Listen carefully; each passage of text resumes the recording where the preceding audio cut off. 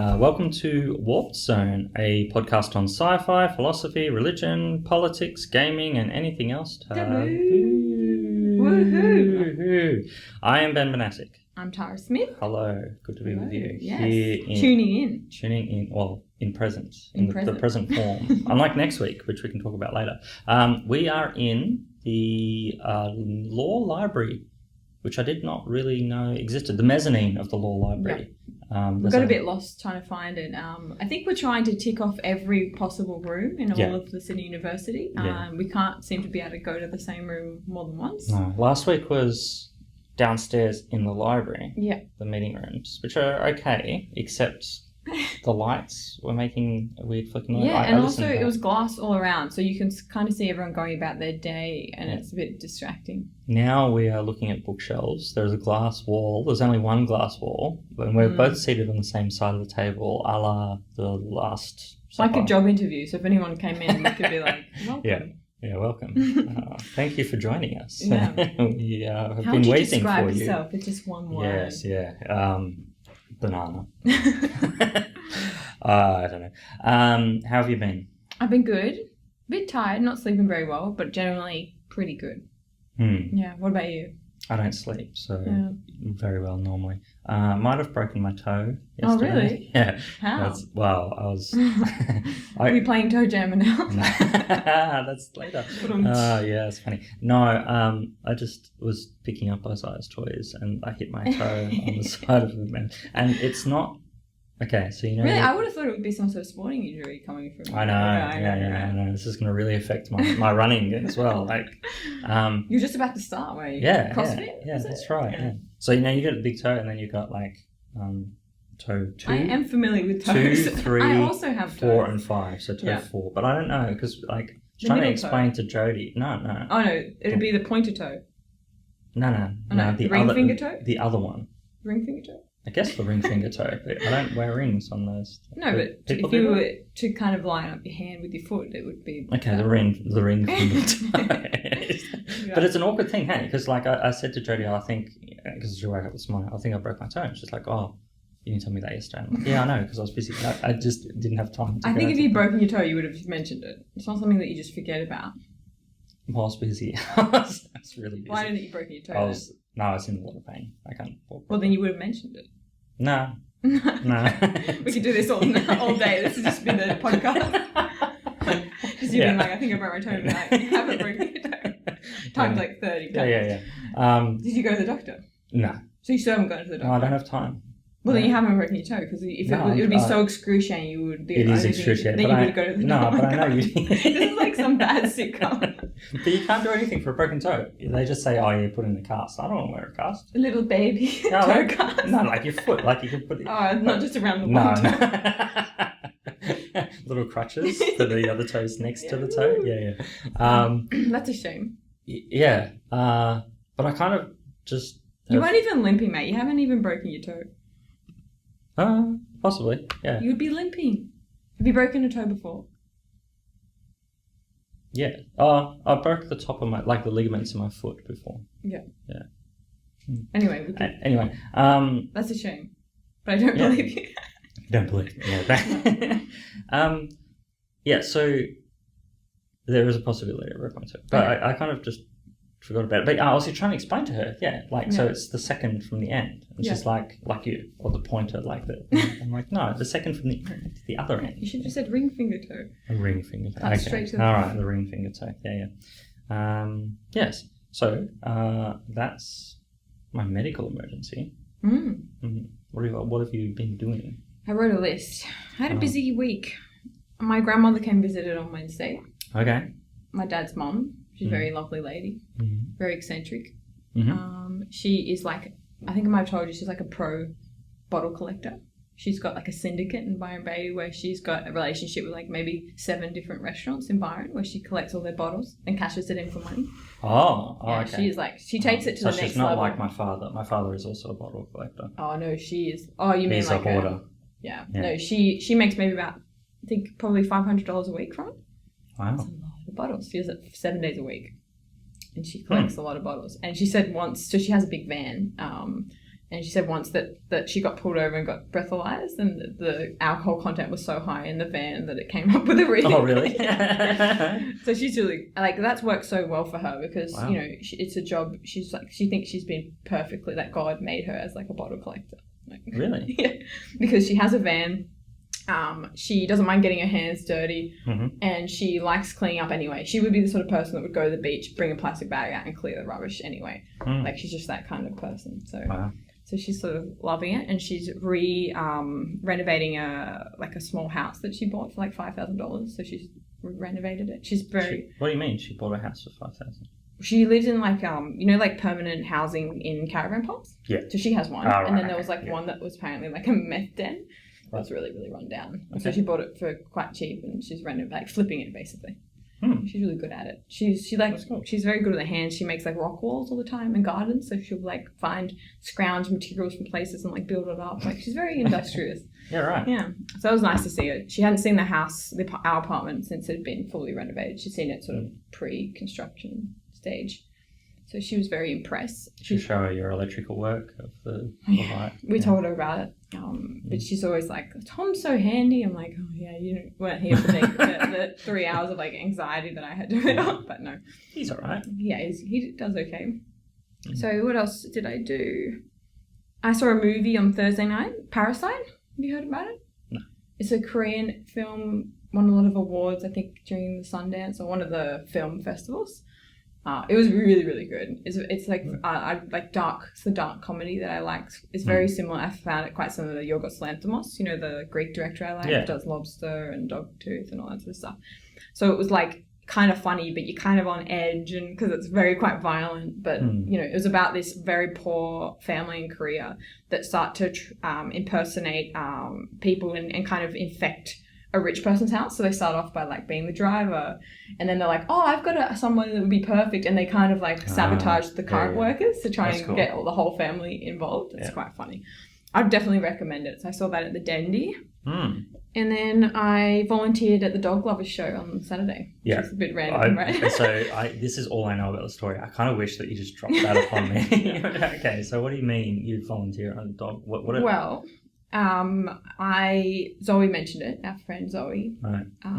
And Chris's Zoe. Chris's Zoe. Yeah. She mentioned it.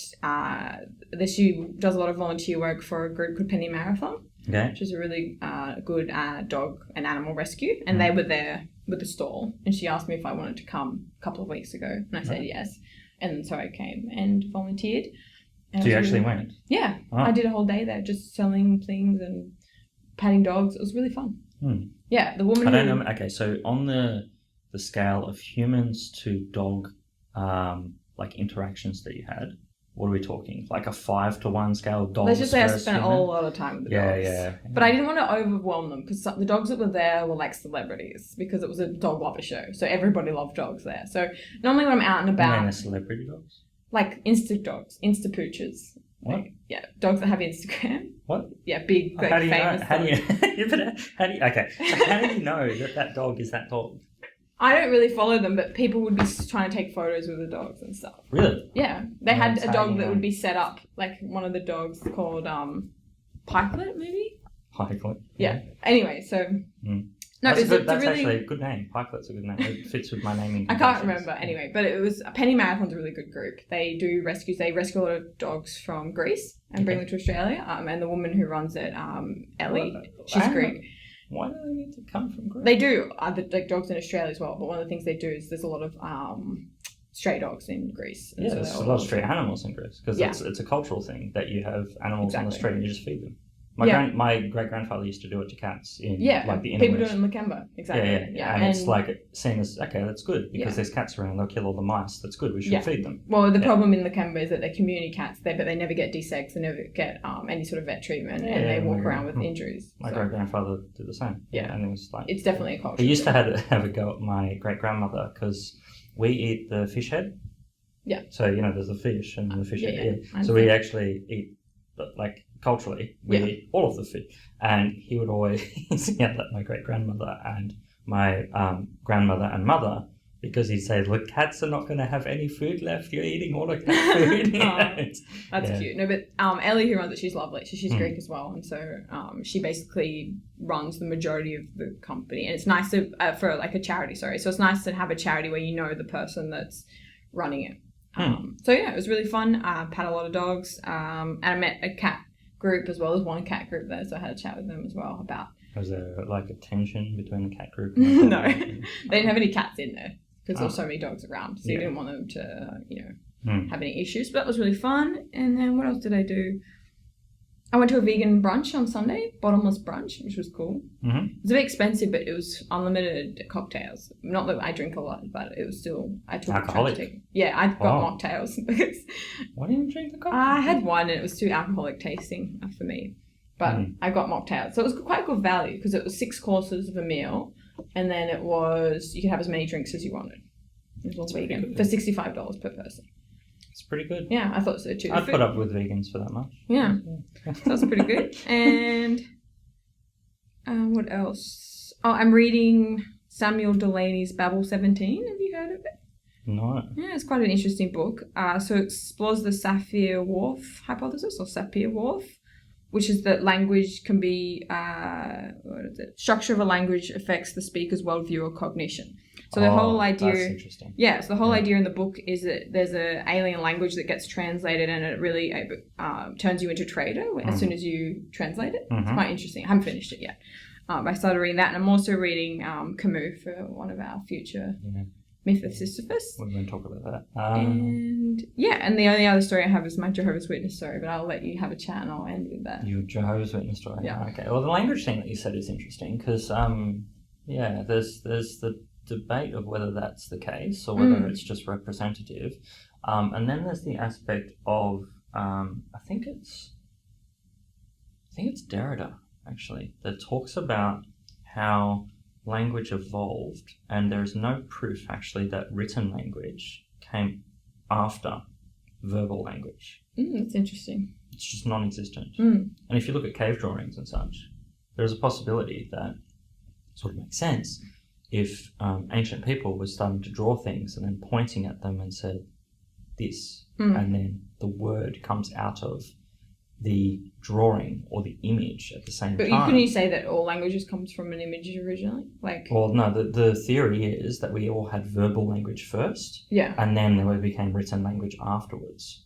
But I believe that, because wouldn't you to go and draw a moose on the wall? Wouldn't you be already have associate that moose with a word? Well, like a caveman. Do you know what I mean? Like a word that's like a certain noise. And that's the regular thought process. But this is, or how do we know? I don't know. But even animals have certain noises that would represent an action, or you know what I mean. The noise comes first. I think that theory sounds correct to me. Yeah, well, this is a flipping of it. So say, well, there is a possibility that words and associations happen at the same time, whether they be written or verbal.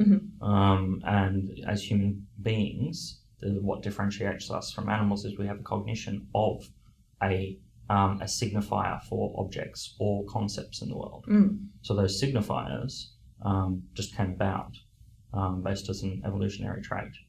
And they are the closest approximation that we have to these things. Yeah, no, it's interesting. I'll be interested to see where the book goes, and then maybe we could discuss more about the concepts. Yeah, I don't know if it's Derek. It's someone. It's one of the existentialists. Anyway, so what have I been doing?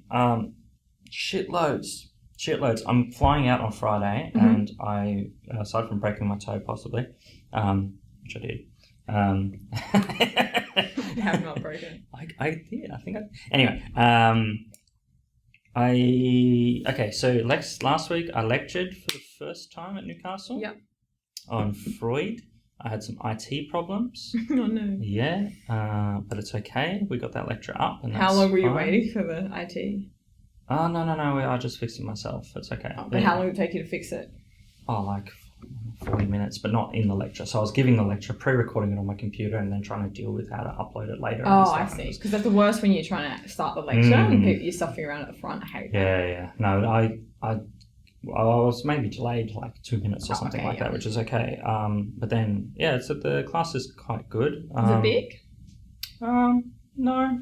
Oh, because a lot of people watch online, right? Yeah, lots of people. There's two, I think her name's Jess. There's a woman in the class called Jess, and she has a friend who is also Jess, and they're doing the same major, the same minor, the same class, the same course. So there's two Should be easy to remember for you then. Yeah, now I've forgotten both of their names. It's quite funny. And one of them works in the bookshop, and the other one met the other one who works in the bookshop. Nice. It's like this. Jessception. Yeah, symbiotic relationship of Jessness. But yeah, the class is quite loud, which is good. I like that. I've had my second week at ACU now. Tutoring, yeah. So that's cool. This week was all on like defining what Christians believe. So I do the it's the 5-legged table. So getting the students to guess how it works and what is the starting point of that. So God is the starting point of that. So yeah, you just to get them through that process. Yeah. Rather than worrying about dogmas, and then we can fill in the dogmas later. In the different aspects in different weeks.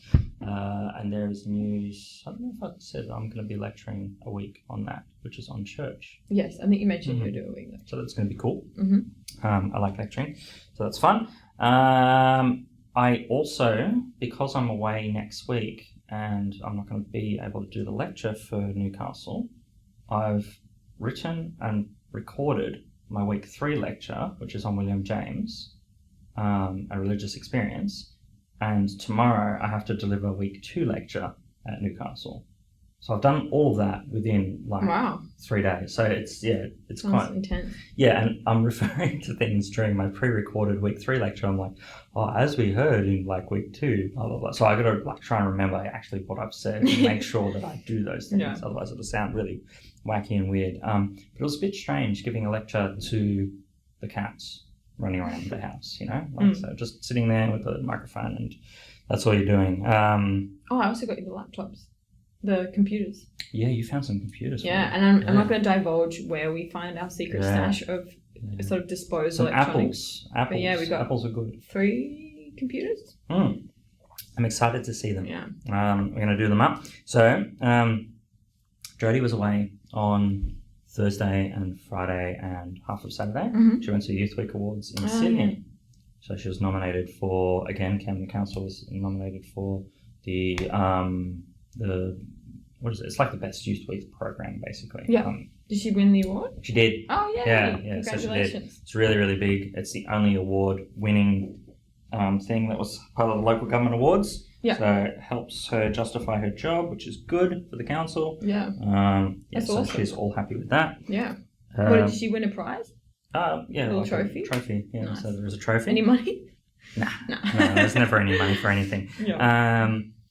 And then, so while she was away, there was like, myself and the boys, so we fixed some computers on the Friday. Me and Isaiah, I was stuffing around with this bloody Amiga that just wouldn't work, and then fixing up my computer, which I have listed for sale, so the old computer, right? And so we had a bet that it wouldn't get to 1,000, yeah. And then I had a look online, and I don't think it's going to get to 1,000, but it should be getting like $500 to $600. And we bet $1. We bet $1. We bet $1. Yeah. So I think you're going to get $1 off me. However, you just checked it, right? I did. Yeah. How much is it now? Well, how much do you think? So it's 3 days to go. And when did you check it last time? Did I tell you what it was last time? I don't think it was very much. No. Then no. Okay, I'm going to guess $250. Okay, $202. Oh my god, really? Yeah. So close. $202.50. Yeah, so that's pretty good. Yeah, it's not 1,000 though, is it? No. But it's still $200. It's good. I saw your beehives. We went out to Jodie's parents. They're not. Well, they were. Well, they were Tom's beehives, weren't they? Well, they were Tom's bees. Tom's bees, I guess. Yeah. How is it going well? They're still there. They're enjoying eating weeds. Stuart said. Yeah, he's got. Did Tom leave some of his own hives there? No, they're all hives we've given to Stuart. There's like 6 hives there. He has a lot of bees. There's a lot of bees. And then he's got another hive that he wants to put on. Tom's talking at the bee club, I think, next week. His bee club. Oh, he's not doing that. Why is he doing that? Tom just does things. Why? Out of obligation. This is my father-in-law ropes Tom. It ropes everyone into doing things for him. Tom's a people pleaser, so if you put enough pressure, he'll probably do anything. Yeah. That's all right. It's his own It's his own cross to bear. It's his own fault. You know what I mean? I'm not going to be too sympathetic for someone that constantly does stuff like that. Yeah. You didn't have to do that. Anyway, I've been emailing back and forth lots of authors because the due date has come up for the Antipodes project that I'm doing with Carol and Chris, which is on the study of religion in Australia and New Zealand. Oh, yes. It's fun. So lots and lots of authors writing to me, excited about the project, which is fun. Yeah, which we need to keep writing our chapter. Yeah, sure. And then there's Kong Off, and it's happening on Friday, so I'm planning for that as well. Just heard, so Michael Kibbe is the world record holder for Nibbler on the MAME system, which is a computer. I don't know if you know MAME, but it's basically an emulator to run arcade machine games. Okay, so you put it on a computer or handheld device or whatever, and you can run authentic representations of the arcade. So it still count for winning things on Twin There's Galaxy? different tracks. So there's MAME tracks, and then there's actual hardware. He set the record for that, and it was like a 24-hour stream or something like that. So for 500,000 to beat the record, and all he wanted to do was 500,000. Then he collapses, and that was it, right? He's now going for the proper world record using actual hardware. Oh, wow. In Queensland. He's agreed to be part of my study, which is awesome. It's expected he's going to go for about 70 hours non-stop. He is able to get breaks by getting up the amount of lives and then dying. Nibbler is like Snake on the Nokia phones. You know that? Yeah. So it's just completing a screen and then resetting, and then completes the screen and resets, and does that over and over again. So it's not continuous? It's the same screen, so it's a very similar screen, and it's like screen after screen of completing. So the continuous aspect of it is the points, and you're just getting up all of these points all the time. Okay. So he's going for over 1 billion points on the machine. But not the same life, each time it's a different life. Or same life. Yeah, lives. Or same lives. credit. Yeah, same credit. 1 credit. Yeah. Continually playing. It is the exemplar apophatic game because it has no end. It could just keep going forever. He's going to go for 70 odd hours, so we're going to keep him company. Myself, Mark, and Matt, who's going to be up there. We've said that we're going to keep him company, which is nice. I'll get to interview him and possibly interview him whilst he's actually playing a game, which is part of my study. Doesn't need to concentrate that much? No, it becomes second nature. It's like me talking with columns and Tetris people and stuff. If you're playing it for 70 hours and then you can't talk, that'd be real bad. But you can become so good at it, it just becomes part of your psyche. That's exciting. Yeah. So that's cool. Then there's Kong Off on the weekend one. I've organised a market trip with some guys as well. I think I saw that in the Discord chat. Yeah, so there's back and forth for that. So I can spend probably lots of money that I don't have and buying lots of things. So that's good. That's me. Now what? My Jehovah's Witness story. Yeah. What happened? Normally I kind of like engaging with people, either whether they're handing out religious paraphernalia, whether they're on the street, whether they're, Hare Krishnas or whatever. So normally if Jehovah's Witness knocked at my door, I would be quite friendly, invite them in, have a quick chat, right? Because I kind of like to engage and have a bit of fun with it. But I was in a really, really bad mood when they knocked on the door. Because Tom and I were mid-argument, and they knocked. So I couldn't have picked the worst time to come. And so they knocked on the door, and I didn't even tweet that they were Jehovah's Witnesses, because one, I live in Lakemba, right? I don't expect to see many Jehovah's Witnesses knocking on the door. We have a very, very, very high Muslim Bangladeshi population, right? But anyway, so they knock on the door, and I'm like, hello. So I'm already pretty angry. So I'm like, hello, yes, what can I do for you? And they were knocking, and they were like, oh, have you ever felt like that there's a lot of crime around the area? And I'm like, what body do you represent? And they were like, oh, we're Jehovah's Witnesses. I'm like, okay, well, we're atheists. And then they were like, oh, but, don't you ever feel like, that things just can't be explained, that there's something in the world? And I'm like, no, I believe in evolution. And they're like, oh, okay. And I'm like, look, I respect your choice to prophesize, but can you please leave? I'm like, oh, okay. That was my whole conversation. I was like, they were really disappointed. Yeah. I could have been a bit more friendly, but I talked to them through the slats of the door. Didn't even open it properly. Oh, dear. Yeah, I was not very, religiously welcoming. Yeah. But, it's hard, hey? Because they're there, obviously, for, proselytization. That's their whole aim. So you know what they're there for. It's like a salesperson. They Yeah, can be exactly. as nice as possible, but if you're not interested in the sale of the items, and also I just kind of I felt it was just a little bit uncomfortable because I could then see them talking to my Bangladeshi neighbor who's like very Muslim. Like I get like there's nothing wrong with it because it's kind of like disgusting, but it also reeks like a little bit. What's the word I'm looking for? Maybe a bit disrespectful, maybe just because I've had such a high population of Muslim people. You know what I mean? Like, I don't know. I thought it was a bit iffy. It's sort of like, I don't know. Yeah, I don't know. I mean, they are free to do that. Yeah. That's a fundamental thing, though. So, Jehovah's Witnesses believe that there's only a certain amount of people that can go to heaven, yeah? We've spoken about this. So, they're called to convert people. Mm-hmm. Then, if they convert more people, there's more spaces taken up in heaven. There's already been more Jehovah's Witnesses, like 10 times the amount. The number's really small, right? Yeah, so like 2,000 or something. A few 100,000. I think it's 200,000 or something. Yeah. And once they reach that limit, surely they should have just stopped, yeah? Because it's not in their interest to keep converting people, because then the chances of you taking up one of those spots is... I guess it's also a huge part of religion is to proselytize, right? Yeah. But I find it just a bit like I don't know. I feel like kind of coming to your home. It's same with like if it was a telemarketer or something. Right? Like it's kind of like you are still a stranger. You know what I mean? Yeah. So I don't know. I wish I'd been nicer, but I just thought it was really funny that coming in like I'm an atheist. Leave me alone. I'm not going to convert. You know? Yeah. But anyway, that's my funny story. Should we move on? Yeah, I think that's about it. Wait. We have one shout out. Oh, yeah. From Carol, again, our number one fan. Carol said, where have I put it? There we go. Yeah, another fantastic episode. It's my two favourite people. I guess that's us. Yeah. I especially liked the way that you disagreed very courteously and enjoying the strong... you need glasses. And employing strong arguments for both cases over the quality of a boy and his dog. These podcasts are becoming essential therapy for me, winding down at the end of a long day. Can't wait for the next. So thanks, Carol. We really appreciate your support. And the Discord chat's been going in slowly. Slowly, yeah. It's slowed down a little bit. Feel free to go in and tell us what you thought of the boy and his dog. Maybe you also, like Ben, didn't love it. Or maybe you've read it and you're really interested in it. Yeah, we really appreciate it. We won't revisit that.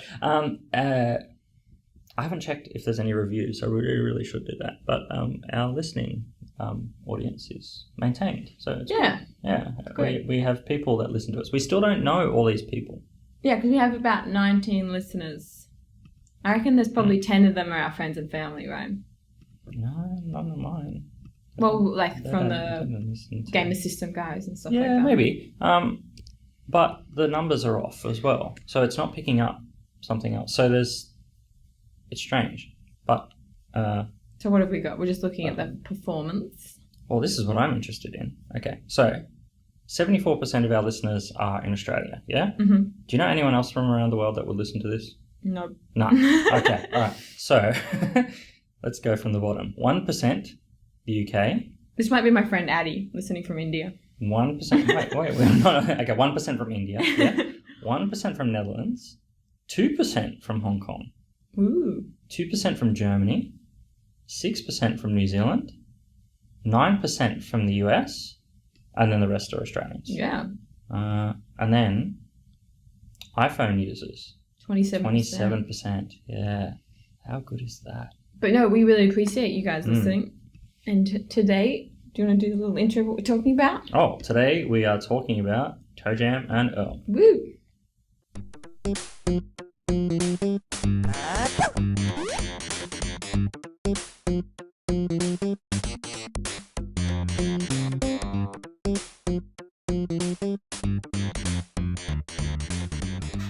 That was pretty funky, wasn't it? Hey. All the funk. Bring out the funk. Okay, so that was the original tune from the original Mega Drive, using the awesome chips of the Mega Drive sound. Now, ToeJam and Earl, developed in 1991. I'll just give a rundown quickly of the 4 games that were created, and then we can talk about the creator and then his experience about why he's actually created and what you can do in the game. So it's created by Mark Vorsanger and Greg Johnson. So they formed a company and then produced these games. ToeJam and Earl, the first game, is a 1991 3/4 perspective in 2D platformer. So it looks isometric, but it's not actually isometric. Isometric are those games which are, proper 45-degree angles. We should talk to Matt, actually. Matt can explain what a isometric game is compared to a non-isometric game. But yeah, this is not an isometric game, even though it looks sort of isometric.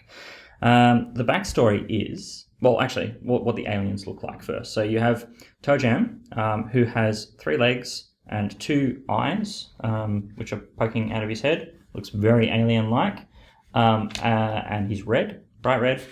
He wears 90s high-top shoes, and he's, tank tops type of clothes. So he's very 90s-based dressed. And then you have Earl, or Big Earl. And Earl is topless, but he's wearing like loose fitting pants, and he's a yellow alien. And they are flying through space from the planet Funkatron on their Rapmaster spaceship, which have large blasting speakers on the side. And the speakers are pulsating at the same beat to what that background music that we heard from just before. So it's a real funk-based game, yeah? They're cruising on the rocket, and Earl asks to take the wheel, and ToeJam lets him. Let's just close that. ToeJam lets him, and then the aliens run into an asteroid, and the spaceship slams down to Earth, and it spreads the pieces throughout Earth. The aliens then refer to the planet as the craziest planet in the galaxy, and you take control of either ToeJam or Earl if you're playing single player, or both if you're playing 2-player. You go searching for the pieces, avoiding humans, and who are often just acting like they're completely oblivious to you, and going about their lives on the world, like the doctor with the needle, the wise man in the carrot suit, etc., the mother and the child, and the shopping trolley who just runs into you. You pick up presents, and they come with either good or bad things, and you get to use them. So that's the first game. You're gathering all the pieces. At the end of the game, you gather all the pieces, and you go back to Funkatron. Then there is a sequel, which is in 1993, which is ToeJam and Earl Panic on Funkatron. This takes place on the alien planet called Funkatron, and the aliens have been invaded by humans who turned out they were actually clinging onto the spaceship as it returned to Funkatron.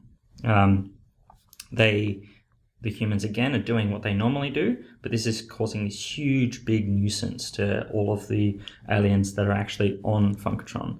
The news producer at the beginning of the game, because ToeJam, Earl and his friends are all hanging around watching a TV, and they see this news producer actually sharing the news that there is a possibility that these humans came to Funkatron due to ToeJam and Earl, and he actually names them. And so ToeJam and Earl are called to, restore the funk to Funkatron, because these humans have not only disrupted everyone in the Earth, but they've also affected the Funkpotamus. And this is an interesting part of the story. So Funkpotamus is Lamont, and he's found in the hyperfunk zone, which is a zone which exists only in the music world. And when you find him and actually get his items back, he sits on a throne of funk and spews forth funk upon Funkatron. And then ToeJam gets together with a girl called Lawanda.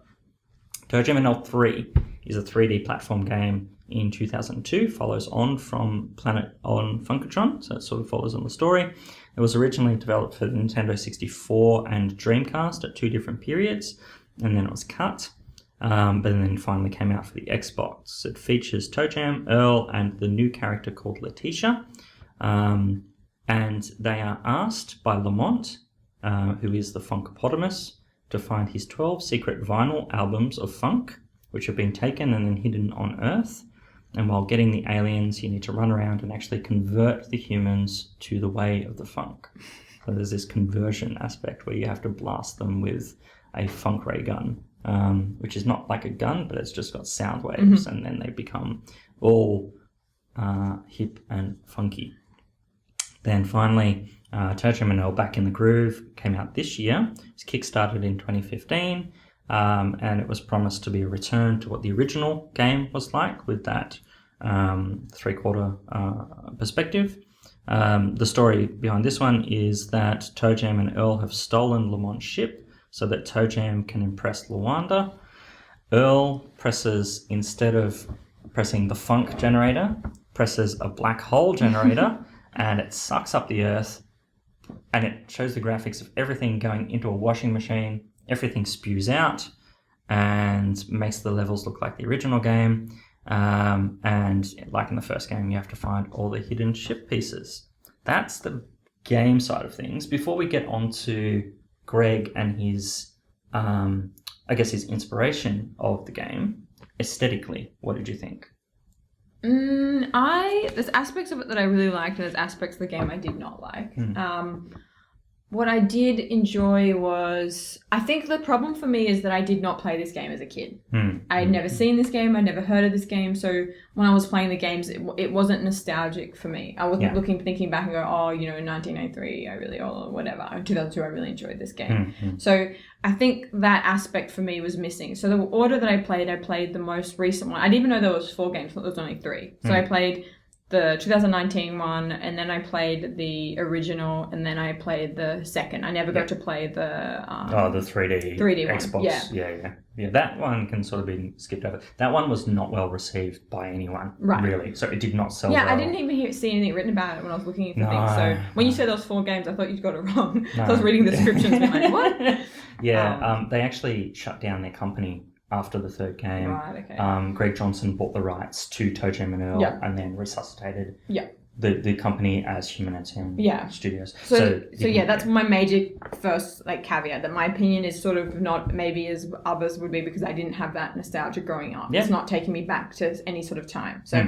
I had to just play the games as they were. And the other caveat was that I don't play a lot of really old games. The games I play, we play sort of retro games, so they're a bit retro you're more games. And I play more Nintendo 64 eras, you're retro, exactly. That's your... It's either Nintendo 64 or it was new PS4 games that I'm playing now, But I did play some cool educational games at school. So I was thinking back while I was playing these, a few games I've been trying to find again, which was kind of cool, because the graphics are still kind of nostalgic, even if they're not the actual game itself was.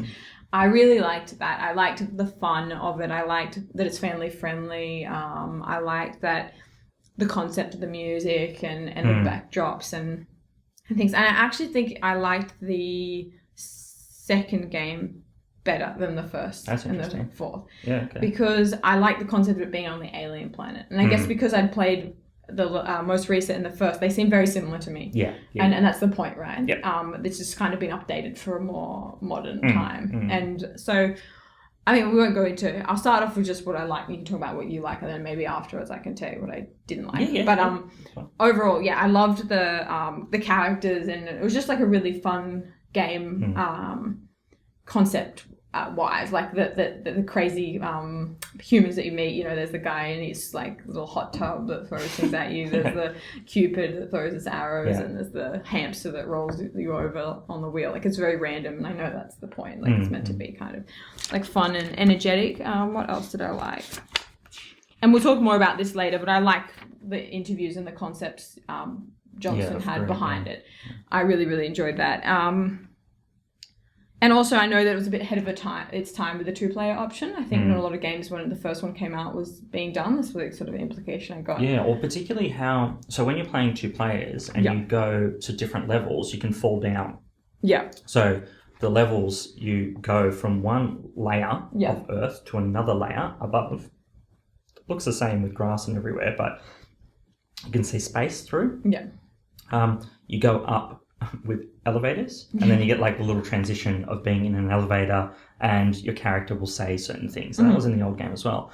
When you're playing 2 players in the old game, if one of you falls down, the other one can't go higher at all. Right, yeah. So you're stuck waiting for the other person. So you're then like going around exploring whilst the other person is down on another layer, and you can get a present to actually return together as well. No, and that's the other thing that I read. Someone had written a review, and they said that they loved that they could turn the easiness down for their 5-year-old. The 5-year-old could pick a control and play with them, and there was that real like kind of like nice way to play together. I thought that was really sweet. Yeah, so that's what I liked about the games. I agree. I like how... So I've played it with the boys. Isaiah's only 3, so giving him a control pad for something like this is usually really bad because then you're waiting for them all the time. Yeah. But you can actually force the character to come to you in the new game. And you can revive them, right? You can give them some of your energy. That's right, yeah. And you do that by sharing a high five. So you're walking around and your aliens like high five, which is cool. It's now 4-player as well, so the new one's good. I really enjoyed this as a kid. Used to play this a real lot. Played it with the boys. When I heard that there was going to be a follow-on of Back in the Groove, the new one, I was one of the first people to jump on Kickstart. Yeah. We recorded videos. I gave you a copy, and I've counted through. I bought 5 copies of the game with different versions and different stuff that comes with it. Someone trying to get in our room? I don't know. Did we book it for 2 hours? Oh, we booked it until like 2. Oh, okay. It's okay. They're only lawyers. They'll only sue us or something. Yeah. So I bought a lot of this stuff because I was like really excited about returning to the aesthetics of the original game. But I've since come to actually enjoy the second game a lot. I didn't like the second game when I was a kid because I didn't think it was a good follow-on from the first. But yeah, I actually like the second. I think just because it was so different to the other 2. Yeah. It's way different. And that's because Sega said, no one wants these sort of isometric looking type games. Everyone wants platformers. We want platformers. I actually found it easier to play because you're not constantly worried about falling off the edge and stuff. Like you're just kind of moving forward and moving back. Yeah. It has to be pixel perfect on some of particularly the smaller pathways that appear. But yeah, maybe we should talk about Greg now and why he's done it. So Greg Johnson is a really interesting game creator, and he's always wanted to create games and experiences that push the boundaries of relationships, as in race relationships, and the understanding of how you're treated as another. And that has to do, I think, with his background. Yeah. So his mother is Jewish, I think. I'm not sure, I can't remember. His father is Jewish. Yeah, his mother is Jewish. And his father is African background. Which is a really problematic thing, actually, to say. You can't say really African American because no one today who says they're African American were actually born in Africa. So at what point... Yeah, I know. I know what you mean, though. But yeah, Black American. Because it was an important part of him growing up, and his that influence was really big. He found, I think, hard to fit in. Yeah, because either culture. You don't fit into either category. And I think this personally touches with me a little bit as well. Like not because of no, not because I'm half black. I'm Black Jewish. No, but I have gone to conferences or gone to Greek events, and you'll hear comments like, "Oh, yeah, this is Ben. He's half Greek, or his mother is Greek." It's like, well, how? What does that actually mean? So this is the type of thing that Greg is actually been brought up with in America. And he then sought to actually bring that to the video game environment. And instead of making aliens as the other, what I think he's done successfully in these games is that the humans are seen as the other in an alien planet, which just puts people to their base norm. So the mother with the child and the shopping trolley, all she wants to do is go around and shop and get things and tell her baby to shut up. Or the woman with the poodles that come in and the second game. That's all that they want. So they're all existing in this aspect of simplicity. And And the aliens are there going, well, this is crazy. We're stuck in this world where there's all this madness happening around. Whereas really it's the aliens, which are they're alien, denoting the name. They're alien to the world. But he's put the otherness of the humans as well. And it touches on that boundaries. It also really adopts that black culture and that funk jazz explosion which happened around the 70s and 80s. It brings that onto the 90s where it became popular again. You know, this is the height of when Michael Jordan was playing basketball. Everyone's wanting to be like Mike. You know, that was a top tune at the time. People playing basketball cards, and it's becoming really, really popular to play funk music, and it's affected rap, and then you've got the rap scene that actually has come out of it. This is where this game is actually a product of. And as a historical piece, I think it's valuable for that regard, you know, as a 90s, a display of 90s aspect. It's funny that the new game keeps that. And it's almost like 20 years later, there is almost a return to that now because it's become retro again. It's become cool again to do that, which is interesting. What did you find interesting about Greg? I thought it was really... What I kind of really liked was that whole story. What I don't like is that I don't actually feel like it came through very much in the game. I get the whole, like, that they're aliens and that they're weird, but the game's, like, so random and playful. I don't know how intentional some of the characters are. Like, obviously the woman in the shopping trolley is quite intentional mockery, you know, but then there's, like, the wise men and the carrot. Like, there's also a lot of silliness in there as well that doesn't seem as maybe intentional. But I think if you just pick this game randomly, you wouldn't pick up that, you know, his life story and his background affected the game. It just, to me, it just seems... I had no idea until I read the interviews. Yeah, and that's what more, you said to me. Yeah, more like, depth. Why the hell am I playing this? What am I going to say about it? Yeah. Exactly. Yeah. And so for me, that's the part that I maybe would have liked more of is just making it. But I get it. It's a family game. It's like for kids as well and blah, blah, blah. I just think he could have like pushed it a bit more, pushed the envelope. And I would have maybe enjoyed it more because I felt like, to me, the game itself, I didn't really enjoy playing. Like, I kind of felt like there was always, you know, people coming at you and, you know, like, I actually found it quite stressful, especially when we get to the top levels when, like, everywhere you go, because it's randomly generated the people and stuff. So you might, so you might get suddenly, like, 10 people all around you, or, like, you'll be hammed in by, like, 4 hamsters. I actually found it not very fun to play. Like, I thought maybe if I'd played it all on, like, the easiest level, I would have liked it more. But I actually found, like, they just kind of, like, spawn, and it just was not very, like... The playthrough wasn't very fun, and I didn't get to the end, but I read reviews said that it's all pretty similar. Like, it's very repetitive. It's sort of like, you know, each level is more or less the same. That's what I kind of found refreshing about playing the game on the alien planet, because you could talk to the aliens as you were walking past, and they'll be like, "What, you the guys that brought the humans here?" And you're like, "Hey, like, how you going?" Yeah, I think that added a lot more interest to it, because it got so boring on the sort of plateauy worlds, and that you could jump on the sponges and things. Like, there was actually just more activities you could do. So I just, I love his concept. I loved his idea. I just didn't really feel it much in the game. I didn't get any, like, big truth moments playing. I just found it, like, a pretty irritating game to play in general with some cool backtracks. I didn't love it. But reading the story in the background, I was like, oh, okay, kind of makes more sense. But it's not there unless you went looking for it, you know? Yeah. You read his interviews, or you looked into his backstory, or... that sort of stuff. So that's, so I love the inspiration for it. I love that it was, grassroots led, that he raised the money himself, that he really just, he kind of had an inspiration from a dream. Did I read that somewhere? Really? He had a dream about it, aspects of it, Yeah, right. And that sort of inspired him to write the story. And then he met the other main developer hiking on a mountain, and they had this conversation about Oh, yeah. And it was sort of his idea, and they loved it, and they took it to EA Games really early on. Yeah, they took it to a couple of publishing places, and it was all rejected because they're like, "Nah, this is stupid. Nah, this can't be done." Yeah, but I think a really early EA Games. This the ones who. No, it wasn't EA. No. You sure? Yeah.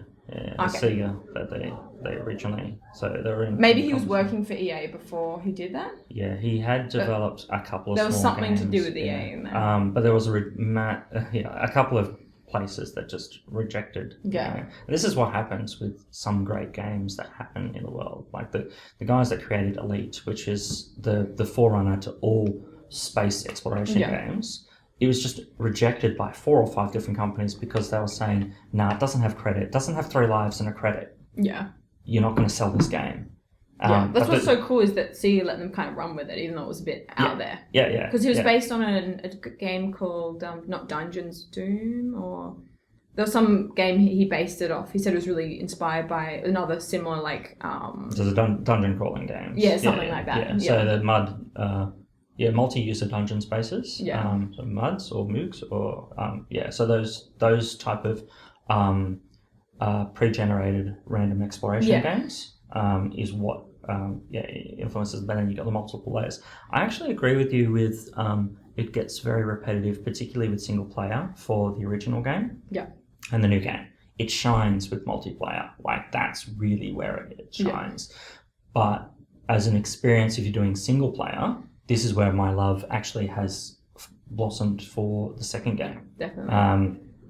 Now that I've, as an adult, returned to it and just given it the time, I think it's quite cool, running around, shaking the trees, and then throwing the jars. And I also really like that the present concept got dropped. I actually hated the present concept. I thought initially I'd love it because what's not talk about presents, but the fact that in the first game and the most recent game, like, you don't know what's in it. Most of the power ups only last like 10 seconds. I thought they were kind of annoying, to be perfectly honest. Oh. So I liked in the second one that all they would give you experience points and stuff. Yeah. I didn't want to have to I would have like 20 presents, go find like the carrot man or the wizard, it'd be too... see what it is, put my money. It just was too convoluted. I just got annoyed with it. So I liked in the second one that kind of concept got dropped. I really didn't like the present concept. So with multiplayer, you can steal people's presents. Oh, really? Yeah, and there's negative presents as well, and there's broken presents. So you can actually put up a present which just randomly generates all the presents you've got. So you can go to the Wiseman and find out what's in your presents,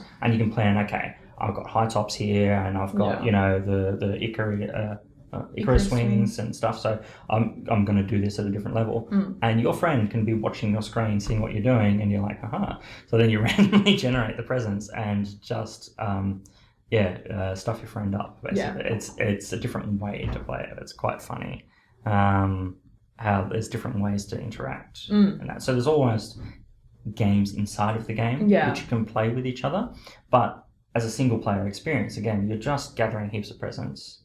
You're dealing with the presents in any which way you can possibly do, and then moving on. Yeah. So unless you really love the concept, it's going to become quite onerous. Yeah, definitely. But that's why I think I enjoyed the second one so much more, is because those kind of concepts got dropped. But I definitely see where you found a lot of like traction with like what Johnson was saying and how important this game was for him, and the fact that he revisits it so many times, and and he finally did what he was wanting to do, because he was seeking out a publishing house to do a proper sequel for a long time. So with the new game that came out, there were a number of different changes that he made along the way, which I find interesting.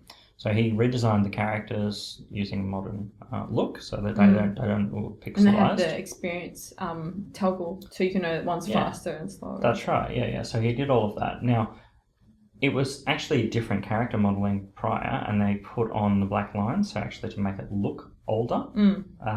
And then they recorded some of the sounds, and in the early beta testing, people like me that were playing it didn't like the sounds. Didn't he do, for the first games, he did all the noises himself? Yeah, he was called... They asked him to do the same thing. Oh, really? They're like, we preferred that the first time. He's That's like, so funny. Really? I was just rushed the first time, and I was just in the studio doing these stupid noises and then putting it through the sound system. Yeah, that's so funny. So, he had to do that for the second game. Yeah. So the... I forget... There's one of the characters that goes, tra-la-la-la-la. That's actually him. Or the hula girl? Yeah, that's all his so funny. stuff, which is quite funny. Yeah. These things where the community has asked him actually to step in and just show his personality more, where he assumed that everyone wanted a more polished thing. Yeah, definitely. I've heard for the critique of the 4-player gets a bit complicated. I didn't play with 4 people, but that people don't really like it because it really cramps up the screen, and then there'd be really big kind of human-y things, and that you can't really see what you're doing. It gets a bit hectic. It zooms out a little bit now. So there's been a couple of updates where they've tried to fix that. But we played that with the boys and Tom when you were away, and it worked quite well, I think, on the large screen. You really need a big TV to do it, though. I can't imagine doing this with like a 22-inch screen or something like that. It'd be way too small. But that's a valid complaint. Also, you can play it on the Switch in undocked mode. So you know this how small the Switch is. Yeah. You can have that on the table, 4-player around that.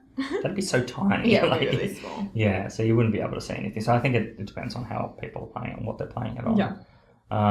But I think that the new game is a noble update to the first, but it is really just a remake of the first. Definitely. Even the plot's very similar, right? Yeah. But it gives an explanation as to how the Earth looks like it is with pressing the black hole generator and then.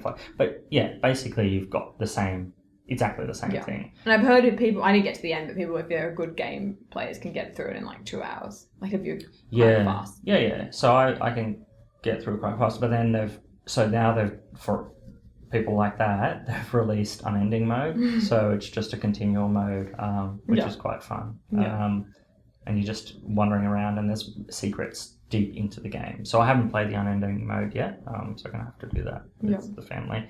Do you have anything else before we do the rating? I don't know.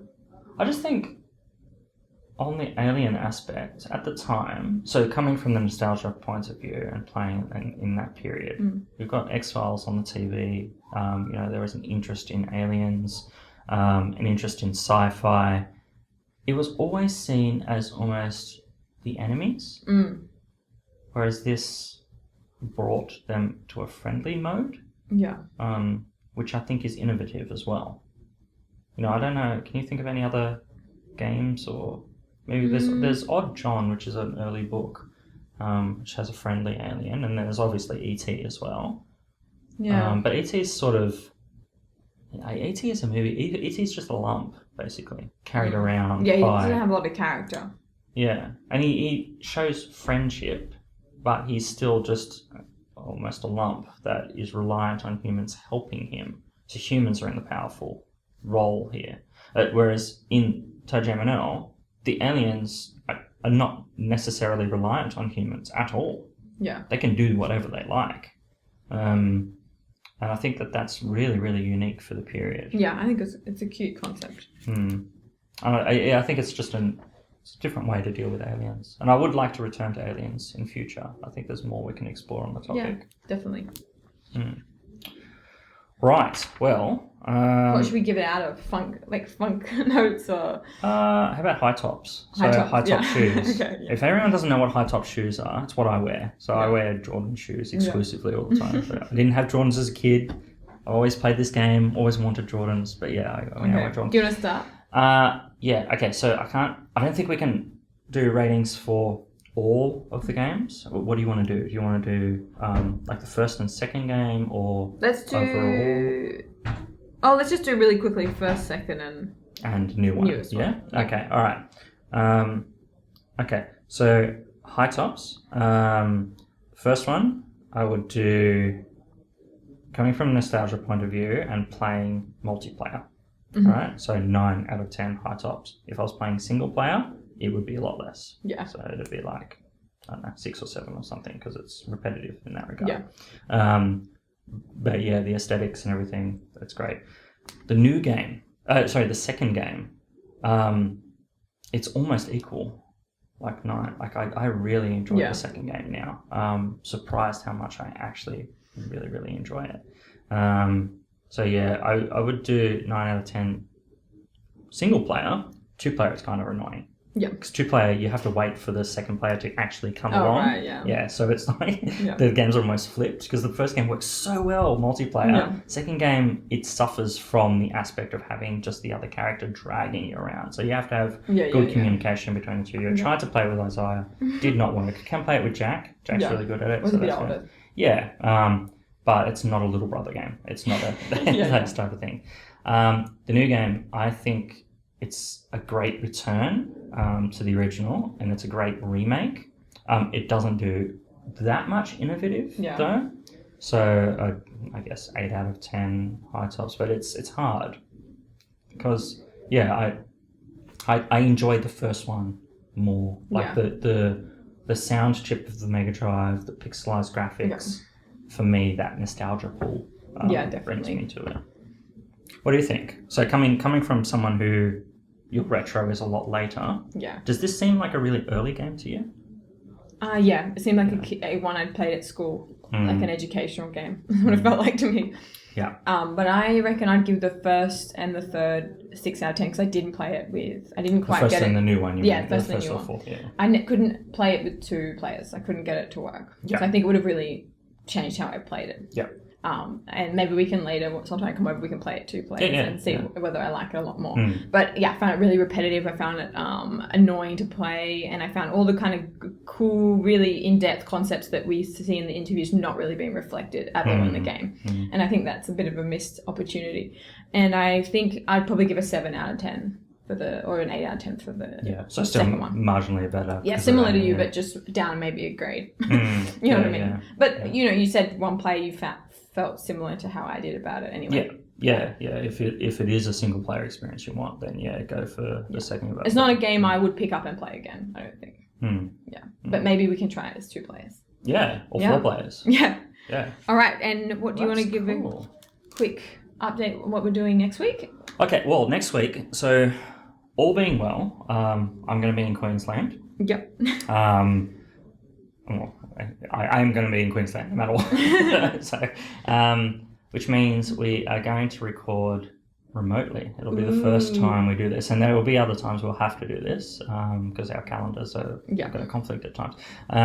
So I will be in a hotel at some point and record with you, and you'll be somewhere. I'll probably be in uni. Make sure you get a different room. I will. I'm sure, yeah. Yeah, so we'll do that, and we're going to do Red Dwarf. Yeah, that's what I thought too. Yeah. So we're going to do a couple of episodes, right? Yeah. I think we focus on the first series in general, particularly episode 3 and 4. But I would like to talk about Red Dwarf with you. If people have not seen it, there is places on the internet where you can watch it for free. Yeah. Legally. Not unlike illegal places. Yeah. Anything else? No. No? Okay. Thanks for listening. Thank you. Enjoy the new soundtrack to the new ToeJam and Earl Back in the Groove, and we'll play that now. Bye. Bye. Come on. Yeah. You ready, big girl? Yeah, I'm ready, ToeJam. Alright, let's do this. Come on. My name is ToeJam. And I'm Big Earl. We come from outer space. Whoa, we crashed down on this planet. It was an accident. This is a crazy place. Hey. Tell 'em ToeJam. Oh yeah. Funky down and funky. Get funky.